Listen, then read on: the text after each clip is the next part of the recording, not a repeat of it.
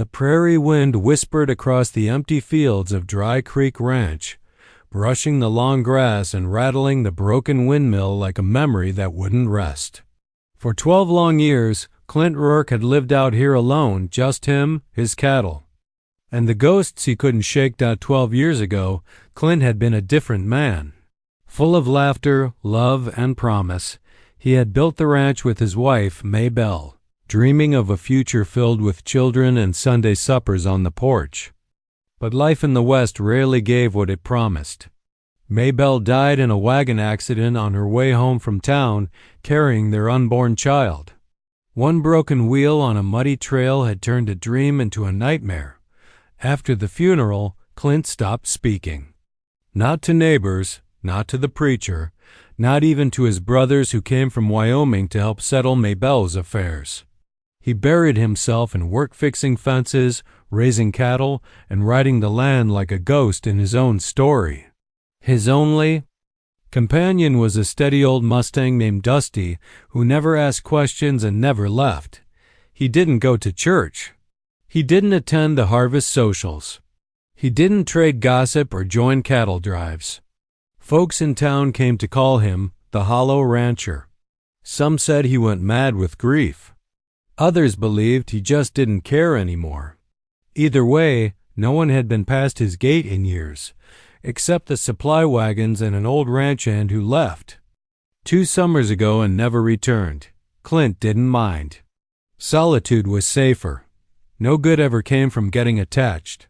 Every sunrise was the same: feed the animals, check the fences, patch the barn roof, eat dinner alone.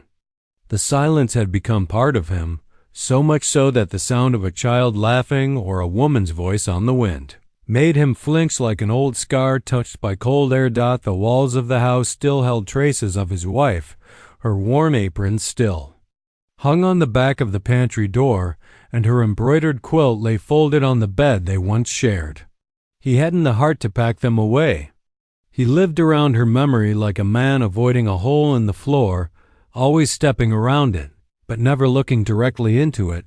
But life on the frontier waits for no one. His herd was thinning, the fences sagging.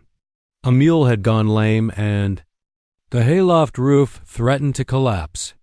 Clint knew he had to make a trip into Larkspur Junction, the nearest town, to restock and maybe, just maybe, pick up a new work mule if the price was right. It had been over a year since he'd last been to an auction, and even then, he left without saying a word to anyone. When he mounted Dusty that morning, a nervous energy stirred in him, half dread, half something else. Maybe guilt, maybe longing. He didn't know.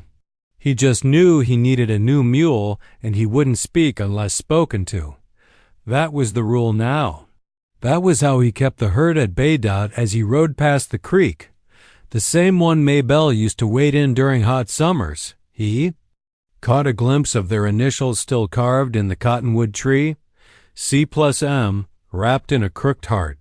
He looked away quickly. The wind carried the scent of wildflowers.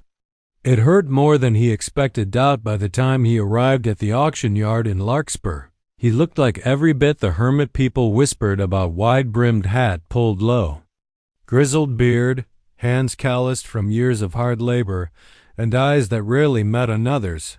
Children stared. Women crossed the street. Shopkeepers nodded politely but kept their distance. Clint ignored it all. He tied Dusty, leaned against the back fence, and watched the auctioneer ramble through hogs, bulls, and broken-down wagons. He marked the catalog with a charcoal stub and waited for the mule lot, but fate had other plans. Just one wave of his hand, absent-minded, meant to swat a fly, would set off a chain of events he never could have imagined. But that moment hadn't come yet. For now, Clint was just a lonely man in a crowd full of people unseen, untouched, and unknowingly standing on the edge of a miracle. The auction yard was buzzing like a kicked-up hornet's nest, cowboys hollering bids, kids chasing chickens, and the auctioneer's voice barking from the platform like a preacher on Sunday. Clint Rourke stood at the edge of it all, hands in his pockets, waiting for the mule he'd circled in the catalog. Lot number 79. Strong back, good teeth, 7 years old. That's all he wanted, just a mule to help plow the lower field. Clint kept his eyes low, hat shading his face from the bright noon sun. He hadn't spoken to a soul all morning, and folks knew better than to bother him. He was a man out of place, like an old fence post on new land. But he watched.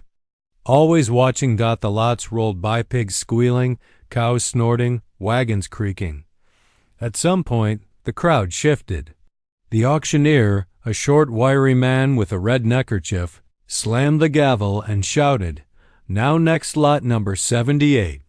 Clint didn't pay attention at first. He thought lot 79 was next, so he edged a bit closer. That's when he heard it. A unique situation here, folks. Lot number 78, 5 healthy children, siblings, ages 5 to 14, all of them strong and capable. Parents passed. Temporary state custody. Judge's order allows for temporary guardianship to approved bidders. Great help on a farm or ranch, responsible caretakers only." Clint blinked. What in the hell kind of auction was this? Before he could fully register what was happening, he felt something brush past his leg. A boy, maybe 8 or 9, chasing. A loose cap in the wind. The kid bumped into him, muttered a quick, "Sorry, mister," and dashed back into the fold. Clint's hand instinctively swatted at a buzzing horsefly. Just a flick of his wrist. Just enough to raise it into the air for half a second. And that's when the auctioneer saw it. "We have a bid. From the gentleman in the hat, thank you, sir." Clint froze. No, no, no. Before he could open his mouth to object, a few folks chuckled. One older man clapped him on the back, thinking he meant it. "About time you brought some life to that old ranch, Clint." Clint tried to step forward, mouth open to correct the mistake, but the auctioneer slammed the gavel. "Sold. Lot #78 goes to Clint Rourke of Dry Creek Ranch." The crowd erupted in mild applause. A few gasps, a few raised eyebrows. The children were ushered forward, dusty, thin, but wide-eyed. The oldest, a girl maybe 13 or 14, held the youngest in her arms. 3 others stood behind her like uncertain shadows. The judge, a heavy-set man in a vest with a silver star pinned to his chest, stepped up beside Clint. "Didn't expect you to volunteer, Rourke," the judge said with a raised brow, "but I won't fight it. These kids need somewhere to land. Temporarily, of course. You've got the land, the means, and the privacy." Clint shook his head. "Judge, I didn't." The judge didn't even blink. "You'll have 1 week to report back. Evaluation from the town board will determine if you keep them longer. That's the law." "I came here for a mule," Clint muttered. The judge chuckled dryly. "Well, now you've got 5 sets of hands. Good trade, if you ask me." Before Clint could argue further, the girl stepped forward, chin lifted and eyes defiant. "You don't want us, do you?" Clint stared at her. Brown eyes, freckles, braided hair. Strong-willed, just like Maybelle once was. "I didn't ask for this," he said flatly. "But you got us anyway," she said. He turned away. His instincts screamed to walk off, return to the ranch, leave them to the state. But then he heard a cough, a thin, wheezing sound from the youngest child. No older than 5. Pale, ragged, and clinging to her sister like a kitten too scared to let go. Clint clenched his jaw. "Get your things," he muttered. "I've got a wagon." The judge handed him a yellowed piece of paper with a stamped seal. "That makes it legal for now." Clint didn't answer. He led them toward the edge of the yard where his horse and wagon waited.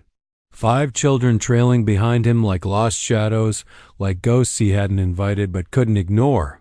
He'd lived 12 years alone without a soul crossing his threshold. Now 5 strangers were about to walk through his door. And for the first time in over a decade, Clint Rourke wasn't going home alone. Clint Rourke hadn't planned to speak much that day. He hadn't planned to take anyone home either, especially not 5 dusty, wide-eyed children staring up at his weather-beaten ranch house like it might swallow them whole. The ride back from the auction was mostly quiet.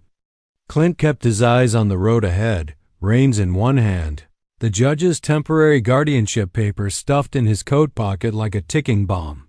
The wagon creaked beneath the weight of nervous silence. The children huddled in the back, there, eyes darting between the old oak trees and Clint's rigid frame like they were measuring the danger. Joelle, the eldest, was the only one who spoke.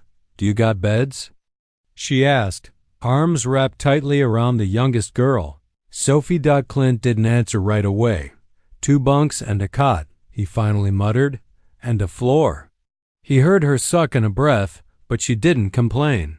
Instead, she whispered something to the younger one's words of comfort, maybe. Clint didn't listen. When they reached the ranch, the cabin looked even smaller than usual, dwarfed by the 5 pairs of feet stepping nervously onto the porch. The house that had once held Clint's dreams now had to hold strangers, too. Opened the front door, revealing a dark interior full of worn furniture, rough-hewn beams, and silence that had once comforted him but now just felt tight. "You'll sleep inside," he said. "You'll eat when the work's done. You don't touch what ain't yours." Joelle nodded stiffly. "We know how to do chores." Clint studied her. Her shoulders were squared like a grown woman's, but she couldn't have been older than 14. There was a fire in her eyes he didn't quite trust and something familiar he couldn't look away from. The younger ones filtered in behind her, Eli, a wiry 9-year-old with sharp eyes and a quiet, wolfish energy.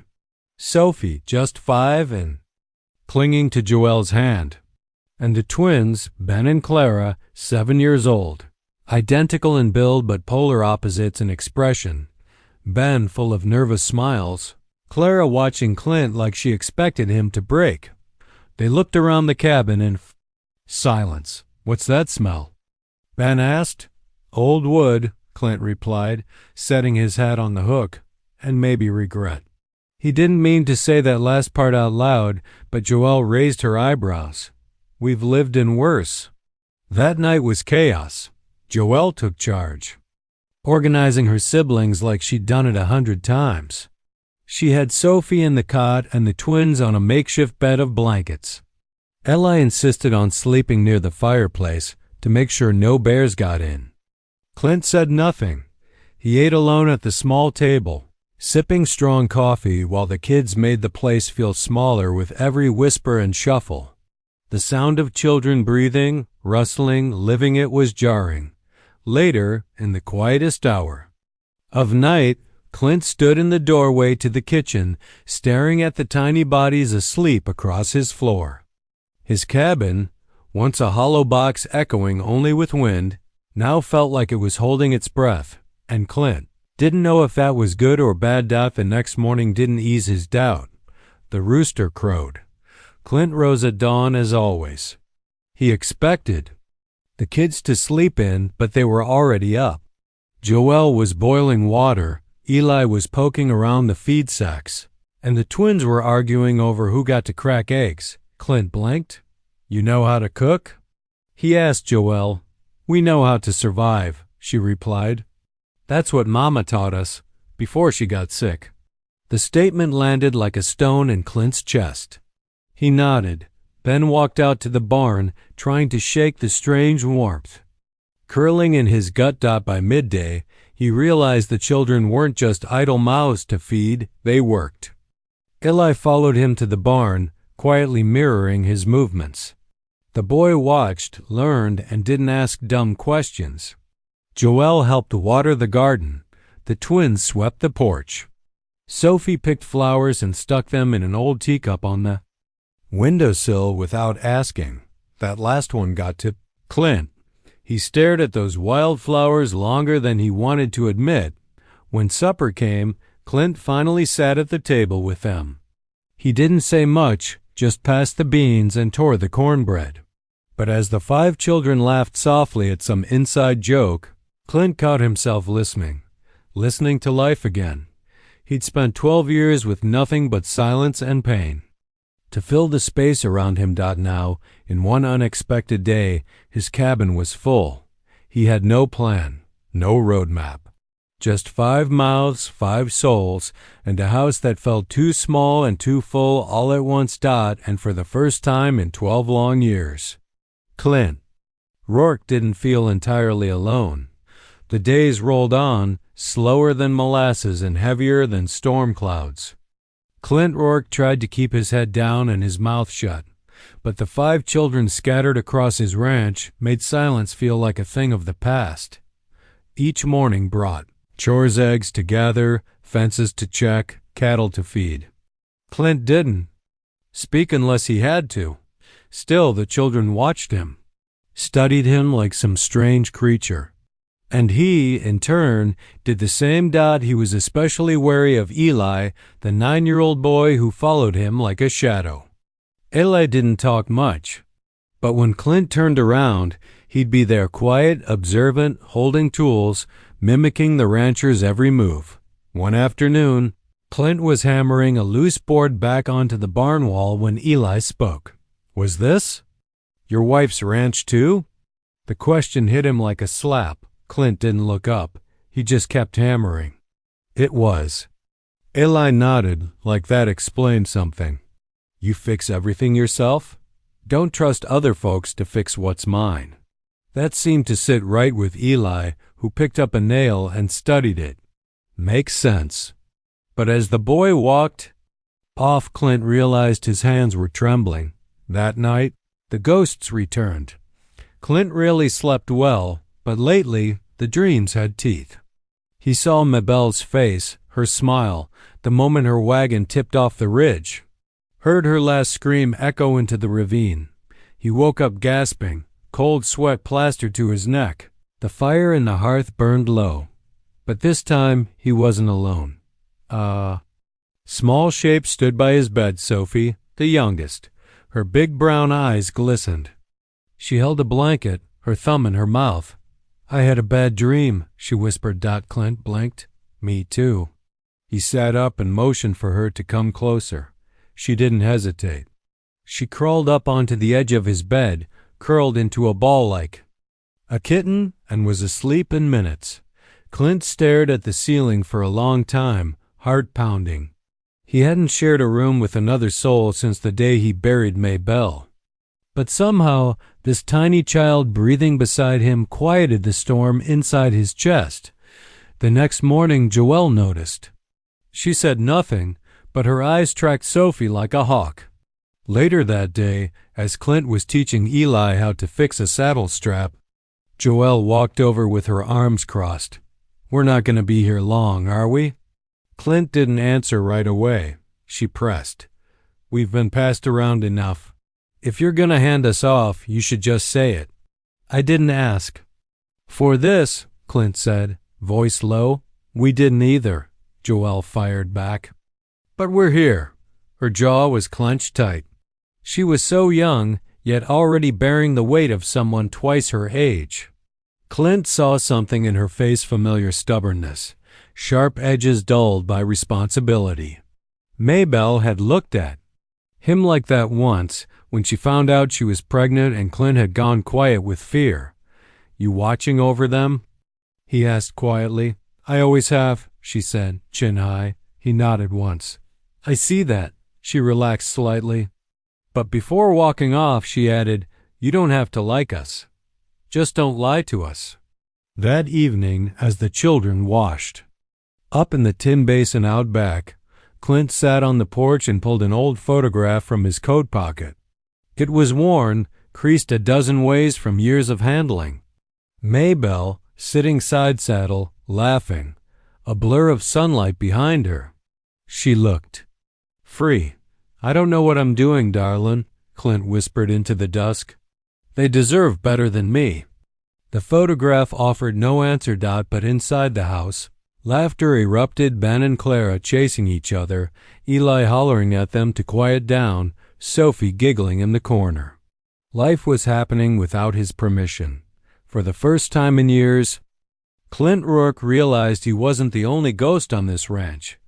These kids carried ghosts too of lost parents, broken promises, and homes they never got to keep. And somehow they had ended up here, bringing their shadows with them, stirring up his own. He stood slowly, tucking the photo back into his pocket. Maybe, just maybe, this wasn't about fixing what had been lost. Maybe it was about surviving the storm with someone else beside you. Joelle had grown used to disappointment. Adults made promises like paper. They folded, tore, and disappeared with the first hard rain. So when Clint Rourke took her and her siblings in, she didn't hope. She didn't trust. She just waited for the other boot to drop, but weeks had passed, and still they were there. The ranch ran like clockwork now, in a messy, unpredictable kind of way. Clint did things his way, rough, quiet, and stubborn as a fence post. But the kids kept up. Joelle made sure of it. She got them out of bed, handed out chores, settled arguments before they could spark. Clint didn't say much, but he didn't interfere either, until one morning when Joelle found Sophie coughing in bed, cheeks flushed and skin clammy. "She's burning up," Joelle said. Hovering beside the cot as Clint entered the room, he stepped close and placed the back of his calloused hand on the child's forehead. His jaw tightened. "I'll fetch Mabel," he said. "Who's Mabel?" "She's the closest thing to a doctor this town has." Joelle bit her tongue. Part of her was relieved he didn't hesitate. He cared. The other part screamed, "Don't fall for it." Adults always had a limit, a deadline. A goodbye. Mabel Thorne arrived just before noon, riding in a 2-horse cart with medicine bags clinking in the back. She was in her late 30s, wearing a calico dress and a look that said she knew Clint better than he liked. "Didn't think I'd be coming up this hill again," she said as she stepped inside. Clint only grunted. Mabel checked Sophie, brewed a tea that stank of boiled roots, and tucked her in with a fresh blanket. Then she turned to Clint and arched a brow. "So you're raising orphans now? Wasn't the plan?" "It never is," Mabel said softly, glancing toward Joelle. "But maybe it's what you need." Joelle didn't like the way they looked at each other, like there was history, secrets. Later, when Mabel left, Joelle found Clint standing out near the barn, sanding down a cracked fence rail. She marched straight up to him, fists clenched at her sides. "We're not staying here forever, are we?" Clint looked up. "What? You heard me." Her voice shook, but she didn't back down. "We've been bounced from house to house, lied to, dumped like old boots. You gonna be the next one to hand us off?" Clint wiped sawdust from his hands and leaned against the post. "I didn't ask for this." "Neither did we," she snapped. "But we're here. You can't just act like we're livestock." His eyes hardened. "I've never said a word against you. I fed you, kept a roof over your heads, and never once told us we matter," she cut in. "We're not just chores and noise, Mr. Rourke. We're people. We're scared and tired, and I've been raising my siblings since Mama died, and I can't," her voice cracked, "I can't do it alone again." For a moment, neither of them spoke. Just the creak of the windmill turning in the breeze. Then Clint said, voice low, "I lost my wife and child 12 years ago. Buried them both. After that, I didn't let anyone in, not once, until you." Joelle's eyes shimmered with tears. "Then tell me now, are we staying?" Clint stared at her, seeing not just a child but a protector, a survivor, a mirror of everything he used to be when he still believed love was worth the risk. "You're still here, aren't you?" he said. Joelle's jaw trembled. "That's not an answer." Clint stepped closer. "You want one? Fine.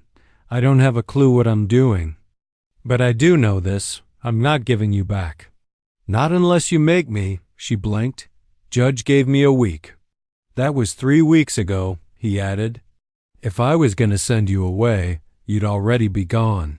Joelle didn't say anything. She just exhaled deep and long, like she'd been holding her breath for days. Then she nodded. And for the first time, She smiled.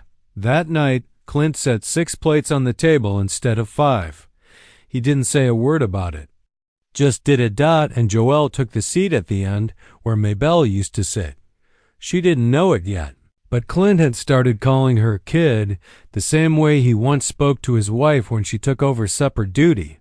It wasn't love yet, but it was something that looked a lot like home. By the time spring bloomed across Dry Creek Ranch, things were running smoother than Clint Rourke ever expected. Chores got done. The children laughed. Sophie's cough had cleared. The garden was thriving under Clara's careful hands, and Eli had started helping Clint saddle horses without needing to be asked. Even Joelle, once a wall of tension and grit, had softened enough to sing while she hung laundry in the breeze. Clint never said much, but his actions changed. He built a swing on the oak out front, fixed the windows, repaired the second bunk in the loft. The little things people do when they're expecting company to stay. But peace in the West never lasts. It started with Russ Keenan, Clint's neighbor to the north. A sour man with sharp eyes and a tongue quicker than his hands. Keenan ran cattle and gossip in equal measure, and he'd never liked Clint. Said a man who didn't talk had something to hide. That morning, Clint was riding fence with Eli when he saw Keenan waiting near the gate, leaning against his bay mare like he owned the dirt beneath him. Morning. Rourke, Keenan called, tipping his hat in a way that felt more threat than courtesy. Heard you've got a house full of orphans now. Clint said nothing, just dismounted and checked the latch on the gate. I mean, it's fine if that's the life you want, Keenan went on, but some folks are wondering if you're fit to raise 'em. A man who didn't speak for a decade. Suddenly playing daddy? Clint turned slowly. His voice was calm. You got a point, or are you just wasting dust? Keenan smirked. Just letting you know the town board's getting curious. Might be paying a visit. It'd be a shame if they found things out of order. Eli, who had been tightening a wire fence nearby, froze. His young face tightened. Clint noticed. I appreciate the warning, Clint said flatly. Keenan tipped his hat again and rode off. Back at the cabin, Clint's silence returned. He said little over dinner. Ate slower. His brow furrowed as Joelle told his story about Clara finding a fox nest behind the barn. Later that night, he sat alone on the porch with an old bottle of whiskey he hadn't touched in years. One sip burned enough to bring back memories, he thought. He'd buried for good. What if Keenan was right? What if the town took the kids away? He'd seen it happen before. Bureaucrats riding in with forms and fake smiles, splitting up siblings like cattle at auction. If they found one loose floorboard, one unwashed dish, one sign of disarray, he couldn't lose them. Not now. Not after Sophie started humming when she swept. Not after Eli started calling him sir with pride in his voice. Not after Joelle started wearing the same apron Maybelle once had. The next morning, Clint surprised everyone. He rode into town, dressed clean, beard trimmed, boots polished. The entire general store fell quiet when he stepped inside, nodded to Mabel, and said in a steady voice, I need school books, and a desk, 5 chairs. And if you've got paper, the good kind. Mabel blinked. For the children? He nodded once. They're staying. She smiled softly and began pulling items from the shelves. But outside, near the stables, Russ Keenan was already at work whispering to a board clerk and the mayor's deputy, dropping hints about Clint's past, about the accidental auction bid and what he claimed were rumors of neglect. When Clint returned to the ranch, wagon piled high, he found Joelle waiting. What's going on? She asked, eyes narrowed. Clint lifted a desk down from the cart. They might be coming soon, from town, to check on things. Joelle stiffened. To take us? I won't let that happen, he said firmly. But we need to be ready. From that moment, the ranch became a battlefield not of bullets, but of proof. Clint patched every hole. Joelle scrubbed every floorboard. The twins practiced reciting letters and washing dishes. Eli fixed the henhouse latch before Clint even asked. It wasn't just survival anymore. It was a stand, and in the middle of it all, Clint realized something terrifying. He needed them, not just out of duty or guilt. He loved them, and he'd fight for them like any man would fight for the only family he had left. The town inspector hadn't shown up yet, but Clint Rourke could feel the pressure mounting like a thundercloud rolling in from the west. Every corner of the ranch had been swept, patched, or mended. Still, he wasn't worried about chipped paint or creaky boards. He was worried about being seen for who he used to be and not for the man he was trying to become. The children felt it too. Joelle had grown even more serious, as if she were bracing for disappointment. She tried to hide it under chores and responsibility, but Clint saw her watching the road every afternoon, waiting, dreading. He wanted to tell her it would be okay, but he'd never been good with words. Instead, he started showing her and the others what he hadn't dared share in 12 long years. The first miracle came from Eli. Clint had taken him out to the corral after breakfast. The boy had been restless, all sharp edges and anxious energy. Clint figured he needed a task, a real one. "You ever ride a horse before?" Clint asked. Eli squinted up at him. "Bareback, once. But I fell off." Clint nodded, thoughtful, then motioned to a patient mare named Sugarfoot, the calmest in the barn. "She won't throw you. Let's try again." Eli's eyes lit up, though he tried not to show it. Clint gave him a boost and for the next hour guided him around the pen, showing him how to sit deep, how to grip with his knees, how to feel the rhythm of the horse. By midday, Eli was riding in slow circles on his own, his face alight with something Clint hadn't seen before. Confidence. When he dismounted, breathless and dusty, Clint clapped a hand on his shoulder.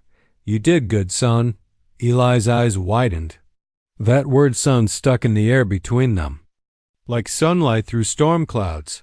The boy didn't reply, but he didn't stop smiling either. Back at the cabin, Clara was teaching Sophie how to braid. They sat in the shade of the porch, legs swinging, strands of hair looped and tied with wildflowers. Sophie giggled when the braid flopped over her eyes. "Don't laugh," Clara huffed. "You're going to look like a prairie princess." Sophie reached up and tucked the braid behind her ear, then tiptoed over to Clint. "Do you like it?" she asked, turning in a little circle. Clint squinted. "Looks better than my beard." She grinned and ran back to Clara. Inside the house, Joelle was quietly going over spelling words from one of the new books Clint had brought from town. She didn't say thank you. She didn't need to. She'd already started teaching her siblings how to read at night, long after the lanterns were dimmed. Clint knew because he stayed up to listen. Every letter sounded like hope. Later that week, Miss Mabel returned with chalkboards and a rolled-up U.S. map for lessons. She came on her day. "Off no charge. You planning to teach them long-term?" she asked Clint as she unpacked the supplies. "I'll do what I have to," Clint replied. Mabel smiled. "That's new?" he shrugged. "They're smart. They need more than ranching." Mabel glanced at the kids playing in the yard.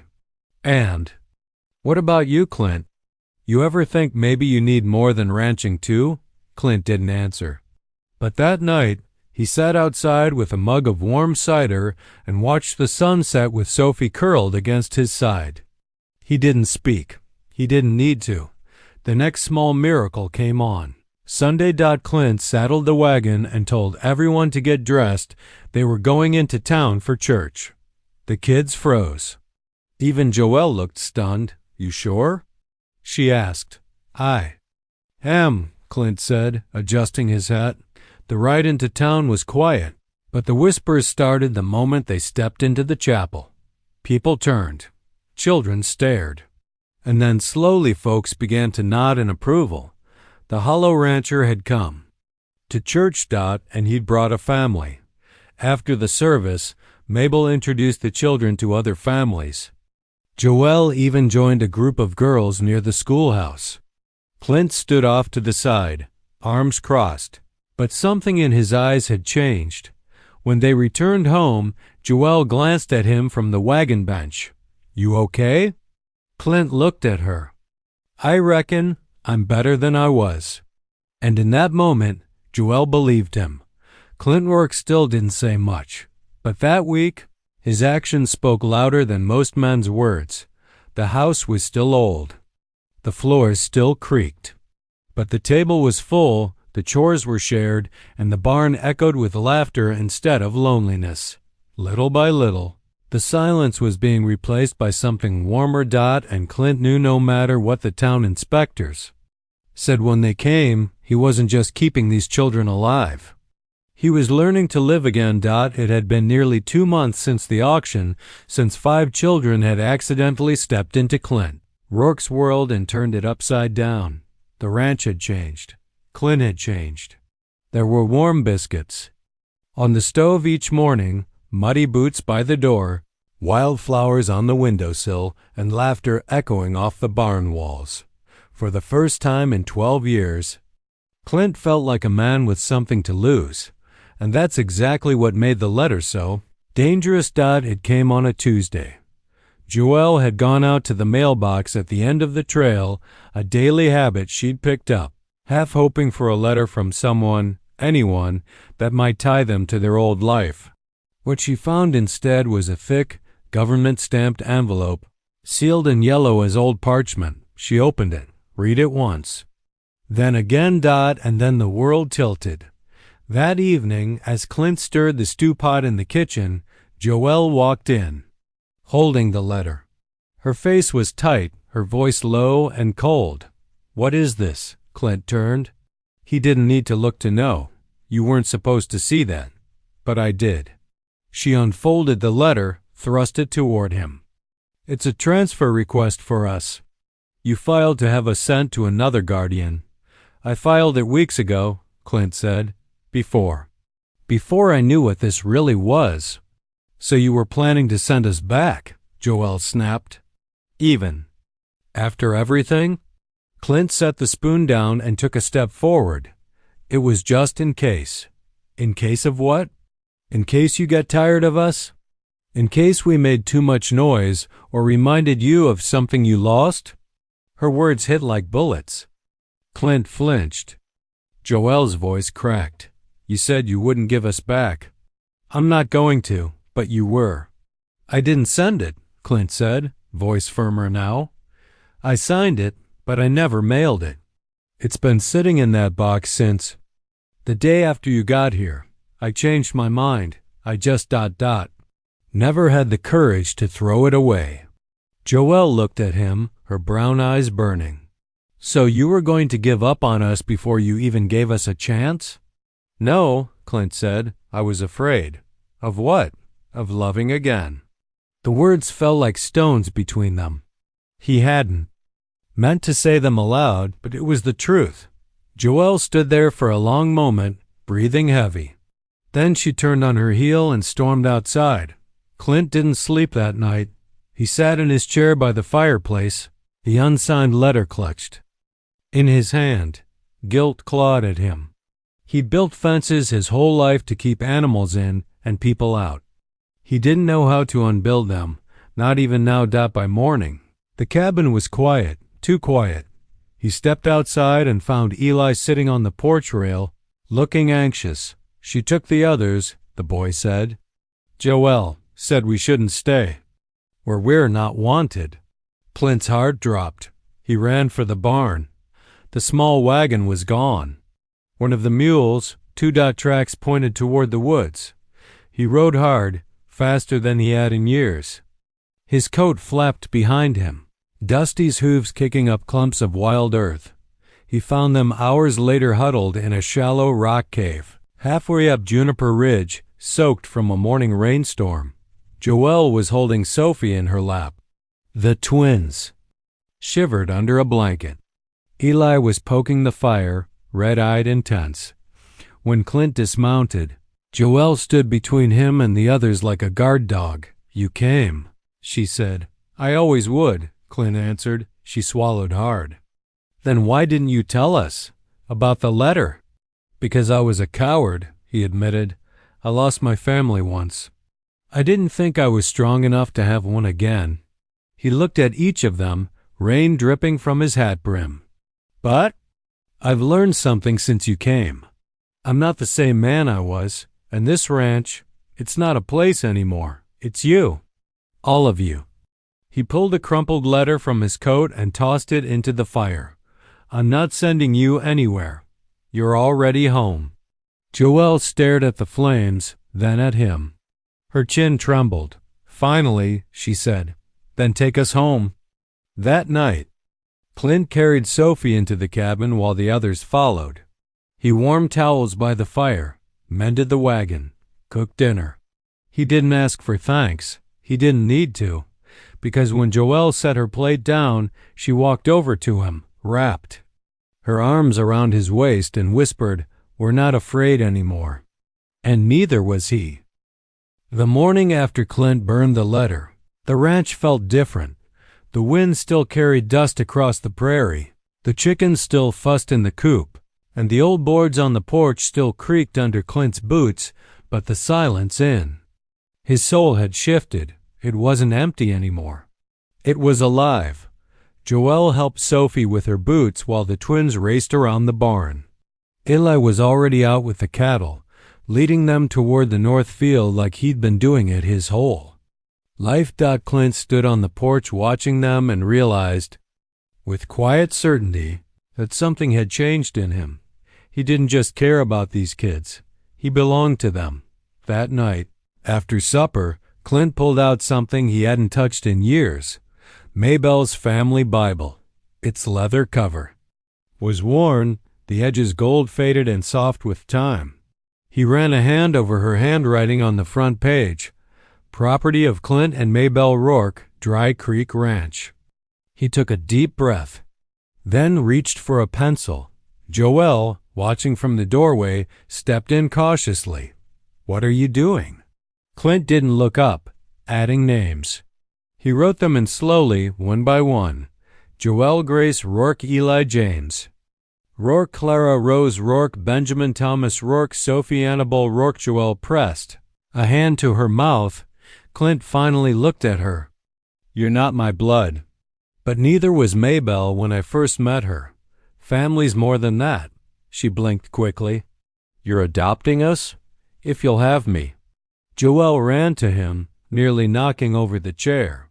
She threw her arms around his neck, her voice shaking. "We already did." Clint held her tightly. For the first time since Maybelle died, he let tears fall. A few days later, the town board finally came. 3 men and a woman rode up the dusty path in a black-wheeled wagon, papers in hand and city suspicion in their eyes. Clint had expected them weeks ago, but now that they were here, he wasn't afraid. He stood tall in a clean shirt, boots polished, children lined up beside him like a little army of resilience and dust. The board asked questions too many. In Joelle's opinion, they inspected the barn, peeked at the pantry, examined the schooling books and blankets, even checked the smokehouse for sanitation. The children answered politely. Joelle spoke clearly. Sophie offered the woman wildflowers. Clint said what needed. Saying and no more than the deputy looked at Clint's hands, calloused, hard, but steady. "You sure you're prepared to raise 5 children on your own, Mr. Rourke?" Clint met his gaze. "I've been alone 12 years. I've survived storms, drought, loss. These 5 are the first thing in a long time worth fighting for. I don't know if I'm prepared, but I'll give them everything I've got." The woman on the board glanced at the children, then at the family Bible open on the table. She nodded. "That's enough for me." That night, Clint lit a fire out, back and grilled meat for supper. The stars shone brighter than usual, and laughter danced through the dusk like music. Eli showed off a rope trick. Clara and Ben chased fireflies. Joelle leaned against the porch post, arms crossed but smiling. Sophie fell asleep on Clint's lap mid-story. Mabel stopped by with lemonade and a knowing smile. "You look tired," she said. "I'm exhausted," Clint replied. "But it's the good kind." She sipped from her cup. "You know, some folks are born fathers. Others grow into it." Clint watched Sophie sleep against his chest. "I think I finally grew into it." Later that night, Joelle tucked the twins in while Eli finished folding blankets. Clint stood in the doorway of the shared bedroom, watching. He cleared his throat. "You all right, son?" Eli looked up. "Me?" Clint nodded. Eli hesitated, then said, "I've been waiting for someone to call me that. Son, my real father." "Never did. Just boy or you," Clint swallowed. "Then let me be the first to mean it." Eli smiled shy, honest and deep. "Good night, Dad." The word hung in the air like a blessing. Clint turned, his eyes misting. He was a father after all. The sky over Dry Creek Ranch blushed with soft gold and rose as the sun broke over the hills, its light stretching across acres of earth that had once belonged to grief, now pulsing with laughter, movement, and something deeper. Life. Clint Rourke stood on the porch, sipping coffee, the steam curling around the brim of his hat. Below him, 5 children darted between rows of crops and fence lines like they'd always belonged there. Eli and the twins chasing a runaway chicken, Sophie giggling from atop a hay bale, and Joelle standing with arms crossed, watching. Over them like the fierce heart of a family. 12 years ago, Clint buried his wife and unborn child on the far ridge. He'd lived hollow ever since, until a mistake at an auction one wild, unexpected slip of the hand had brought him 5 reasons to start again. And now, everything had changed. The papers came by courier that morning, a heavy envelope sealed with the mark of the state. Joelle had been pacing by the mailbox for days, pretending not to care. But when the wagon rolled up the trail, dust trailing behind, she was already standing at the edge of the porch, heart in her throat. Clint met the courier halfway. The man tipped his hat, handed him the packet, and rode off without a word. Clint didn't open it right away. He stood there for a moment, the sunlight catching the corner of the envelope, warming the wax. "Mr. Rourke?" Joelle's voice cracked slightly. "Is that—" Clint finally looked up, smiling faintly. "Yeah, it's official." He handed her the paper. Joelle took it with shaking fingers, eyes skimming across words she barely dared believe. Final adoption approval. Custody transferred to Mr. Clinton Rourke. Permanent placement. Joelle pressed a hand to her mouth. The tears came fast, hot, sudden, and full of all the fear she'd carried like armor for years. But this time, she didn't have to be strong. She didn't have to protect anyone, because someone had chosen to protect her. You really want us," she whispered. Clint stepped forward, his voice low. "I never wanted anything more." She collapsed into his arms, sobbing into his chest, and Clint held her like a father should, like it wasn't a burden, but a blessing. Behind her, Sophie tugged at his pant leg, her voice small. "Does this mean we're staying forever?" Clint knelt to her level, one knee in the dust. "It means you're Rourke's now, all of you, forever and always." Eli's lips trembled, but he grinned. Clara and Ben burst into cheers, spinning each other in circles across the dirt yard. Joelle stepped back, wiping her cheeks. "I think we should celebrate." Clint raised an eyebrow. "You got something in mind?" She grinned. "We make the Rourke flag." By afternoon, the cabin porch had turned into a chaotic workshop. Joelle found old linen sheets in the back closet.